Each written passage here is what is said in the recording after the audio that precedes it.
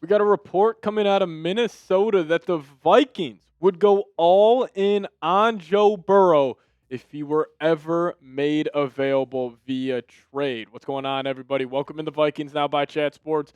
My name is Patrick Siepman, and coming up on today's show, we're talking about Joe Burrow and if it makes sense for the Vikings to go all in on him this offseason. Now, why we're talking about is because Alec Lewis, the best in the game, had this to say, saying if a player like Joe Burrow is available via trade, I expect the Vikings to do everything they possibly can to make that happen.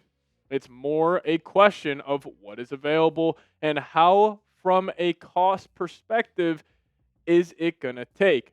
Now, clearly with Alec Lewis, I think, making this report, I think it stems from the fact that the Vikings are feeling the pressure heading in the next season, and they know they need to try to upgrade at quarterback. Now, I think they have many different paths they could take. They could, one, just kind of sit on their hands and knees and hope that J.J. McCarthy, a 23-year-old kid, would take serious developments this offseason and turn himself into, let's just say, a top 15 quarterback next year. Or if a guy like Joe Burrow is available, Lamar Jackson, maybe a Kyler Murray, maybe they should go try to trade for him and be aggressive and get that immediate upgrade at the quarterback position. But I'll tell you what, if Joe Burrow, if he's ever available, I think the Vikings should do whatever it takes. If it's this offseason, go all in, sell the farm, do whatever you need to do, and get Joe Burrow to Minnesota, because I think the Vikings would be a no doubt Super Bowl contender the day he walks in the door. So if you guys want the Vikings to trade for Joe Burrow, make it happen. Go down there and hit that thumbs up icon for me. Let's see if we can get 1,000 likes on today's show.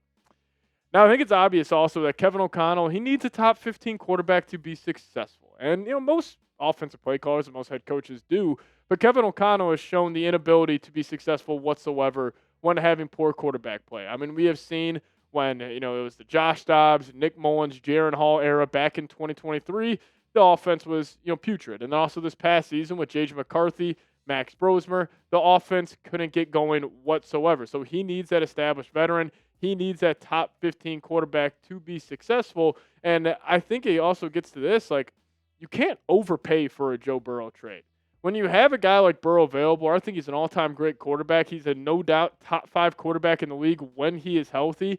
You can't overpay for him. There's not enough draft capital you could give up for Joe Burrow, because when you have a guy that moves the needle as much as he does, where he has taken a putrid Bengals organization to the Super Bowl already with bad offensive line play, and that one Super Bowl run, they had a good defense, but it's not like they had a great defense.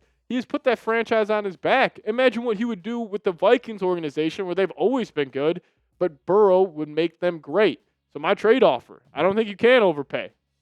I give up everything.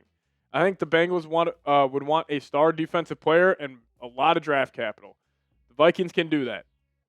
You can give him Jonathan Gennard, give him 3 first-round picks, give him this year 27, 28, and then you give him a second-round pick. If they want to attach another 4th, if they want to attach another 3rd, I would do that as well, and then you just throw in J.J. McCarthy just to give the Bengals something at the quarterback position. But this is a lot to give up, no doubt. I mean, this is Gennard, 3 first, a second-round pick. Gennard would probably go for a high second-round pick. J.J. McCarthy was a former first. I mean, you're pretty much giving up 2 seconds, 4 first-round picks for Joe Burrow. I think that's worth it. And Burrow, he can go band for band with any quarterback in the NFL when he's healthy. If the Vikings are playing the Chiefs in Arrowhead and we're rolling in there with Joe Burrow, I'm feeling confident. If we're taking on Josh Allen and the Bills and we got Burrow, I'm feeling confident. If we're taking on Lamar Jackson and we got Joe Burrow, I'm feeling confident. Because when this guy's healthy, he is a stone-cold killer. He's a clutch quarterback. He's an elite passer. And you guys know I have my gripes with Kevin O'Connell and his offense. This would probably be the perfect fit for a KOC system. Just a pure drop-back, old-school passer where he can make every single throw, an elite processor. He's got great mobility within the pocket. Obviously, he's not like a Lamar Allen where he's going to take off, but just shifting the pocket, buying himself that extra half a second, Burrow's straight up elite. Now, the downsides are obviously the injury history with Burrow. Back in 2020, he tore his ACL, PCL, MCL, and meniscus. 2022, he's dealt with that MCL sprain. 2023, the torn wrist, or torn ligament in his wrist. Then this past year, he's dealing with turf toe. But again, when that guy's out there and when he's playing, he's absolutely unbelievable. I mean, his 2024 season, when he led the NFL in passing yards and passing touchdowns, was one of the best quarterback seasons we have seen over the last couple of seasons.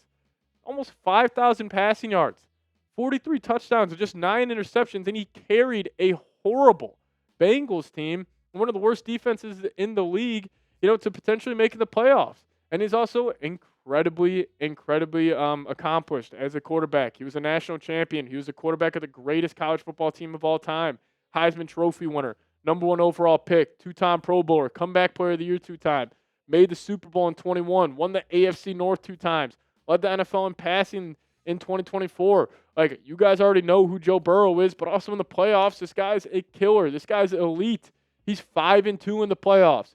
When he's gotten in the dance, he's either lost to Mahomes in the AFC title game or he lost in the Super Bowl to Matthew Stafford. This guy's elite. I mean, he's flat out elite. And also, I believe that if he were to come to Minnesota, we would see the best version of Joe Burrow. I think with what he has done in Cincinnati has been fantastic. Like, obviously, he's throwing to great receivers and Jamar Chase, T. Higgins, and he would get that same production with Jefferson and Addison. But what he's not getting in Cincinnati is, I think, his better offensive line play that they have in Minnesota and that defense. If you just had the combination of Brian Flores, Joe Burrow, Justin Jefferson, Kevin O'Connell, that's good enough to win a Super Bowl. So whatever the deal is, I'm making it happen because you kind of have to go with that F them picks mentality and be ultra aggressive if you want to eventually get over that mountaintop. And also as Vikings fans, why not?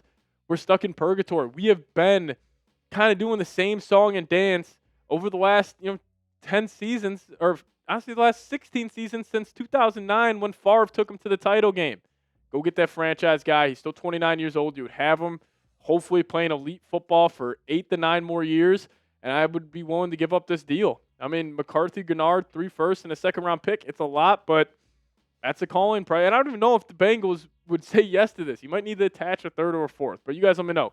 Would you accept this trade? Give me an A for accept or give me a D for decline down below.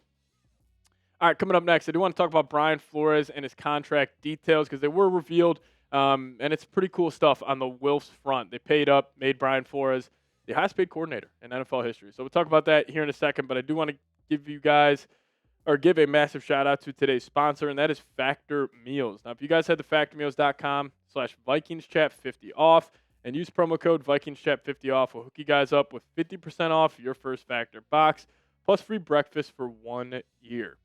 Now, if you guys want to eat better, but you have 0 time and 0 energy to make it happen, Factor doesn't ask you to meal prep or follow recipes. It just removes the entire problem. 2 minutes, real food, done. Factor is already made by chefs, designed by dietitians, and delivered to your door. You heat it for 2 minutes and eat. Lean proteins, colorful vegetables, whole food ingredients, healthy fats, the stuff you'd make if you guys had the time. And here covering the Minnesota Vikings, I don't have the time. So don't always feel like making a home-cooked meal. That's why Factors came in and changed my life. I love that it's no refined sugars, no artificial sweeteners, no refined seed oils as well. And they got over 100 rotating meals every single week that include high protein, calorie smart, and GLP-1 support. So head to factormeals.com/VikingsChat50 off and use promo code VikingsChat50 off to get 50% off your first Factor box plus free breakfast for 1 year. This offer is only valid for new Factor customers with code and qualifying auto-renewing subscription purchase. Make healthier eating easy with Factor. All right, so Kevin Seifert tweeting out he put out an article laying out the details of Flores' contract, and it says that he's going to make over $6 million per year. Thank God. I've been pounding the table here on the channel for a very long time for the Minnesota Vikings. Just be like, hey, give Flores what he wants. He bet on himself. He ended up winning that bet. He deserves this. He's the best coordinator in the league. And you know who deserves credit? The ownership group that we give a lot of gripe to, and for most of the time, or for majority of the time, for right reason. But the Wolves deserve credit. Like, they did not need to pony up all this money. They could have kind of played hardball, and they could have said, you know what if we just go out there and get a Raheem Morris for $2 million per year? But they clearly want to win a championship. I think they've been ultra aggressive this offseason already with letting go of Kwesi Adofo-Mensah and making Flores the highest paid defensive coordinator of all time. They deserve a lot of credit. But Seifert also had this to say, saying multiple sources said that defensive coordinator Brian Flores' unusual decision to let his contract lapse before signing a new deal that will pay him more than $6 million per season, was based in part of his unease with the direction of the front office. When asked last month if he wanted to remain with the Vikings, Flores noted that he loved working for the Wilfs and with O'Connell and loved being in Minnesota, but did not mention Adolfo Mensa. So I thought that was pretty interesting. And now I'm starting to think that Flores, like we knew with Kevin O'Connell, was going to have a lot of say in terms of personnel with this front office or with this team moving into next season. I think Flores is also going to have a lot of say on the defensive personnel. And Flores bet on himself, and it worked. Because think about this. Last offseason, Flores did not have a lot of roster control, was not getting paid a lot. Now this offseason, he's going to have full roster control defensively, and he's the highest paid coordinator in the NFL. He bet on himself. It worked. Shout out to Flo. And we know how special he is, one of the best defensive coordinators in the NFL. I mean, back in 2024, he carried that Vikings team to 14 wins. This past season, if you didn't have Brian Flores, this is a 3-win football team, top 5 unit in the league. I mean, 3rd in EPA per play and 6th in success rate, considering the Vikings offense ran the 3rd least amount of plays. So they're on the field a whole lot, and that defense was humming throughout the entire season. And I think Flores, if you're looking at this from his perspective, if the Vikings have the same season they had last year back in 2025 where the defense is great but the offense is just completely inept, Brian Flores is probably going to be the head coach of the Minnesota Vikings. I will confidently say that. If you replicate the Vikings 2025 season in 2026, very, very good defense. Offense is clearly not cutting it. Bottom 5 in the league.